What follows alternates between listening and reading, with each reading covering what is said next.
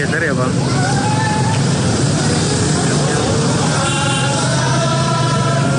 Nggak nyaut. Bang, izin bang.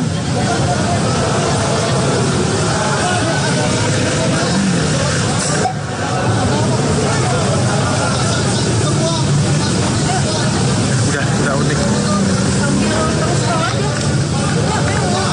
Ntar kebun kita lo jalan. Lari-lari. Ya, lagu-lagu saudara ini dinyanyikan oleh kerabat, teman-teman, dan juga yang tentu mencintai Glenn Fredly, mengantarkan jenazah ke ambulans untuk dimakamkan siang hari ini di tempat pemakaman di Tanah Kusir, Jakarta. Iya, tentu saja Indonesia kehilangan satu musisi legendaris, Glenn Fredly, yang kita tahu karyanya memang betul-betul terkenal sekali ya di Indonesia begitu. Tadi juga disebutkan oleh musisi ataupun komposer Adi MS yang menyatakan bahwa tidak hanya soal karya yang sudah tidak bisa dibandingkan lagi begitu.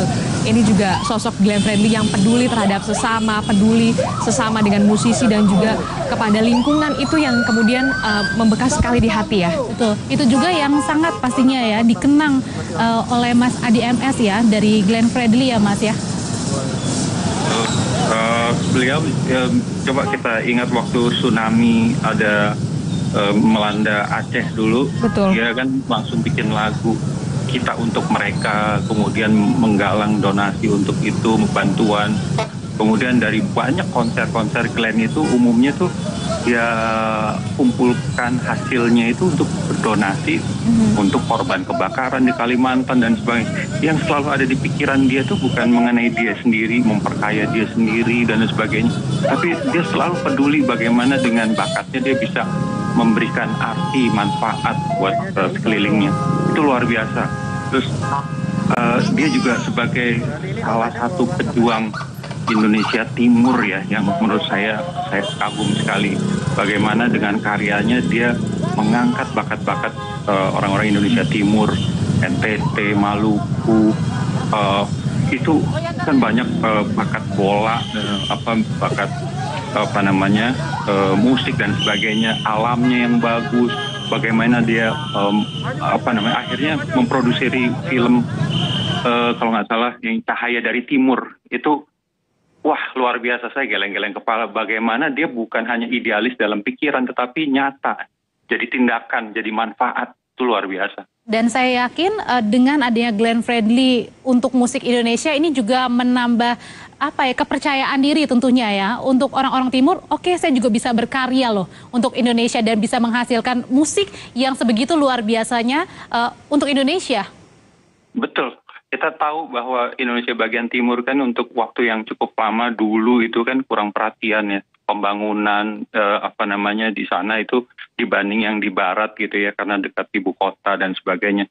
Ya, kita nggak usah melihat masa lalu, nggak usah menyesali masa lalu, tapi Glenn ini daripada menyesali masa lalu, dia berbuat banyak untuk menjadarkan banyak pihak, pemerintah maupun yang lain, untuk melihat bagaimana Indonesia Timur itu banyak sekali potensi yang luar biasa yang belum digali gitu.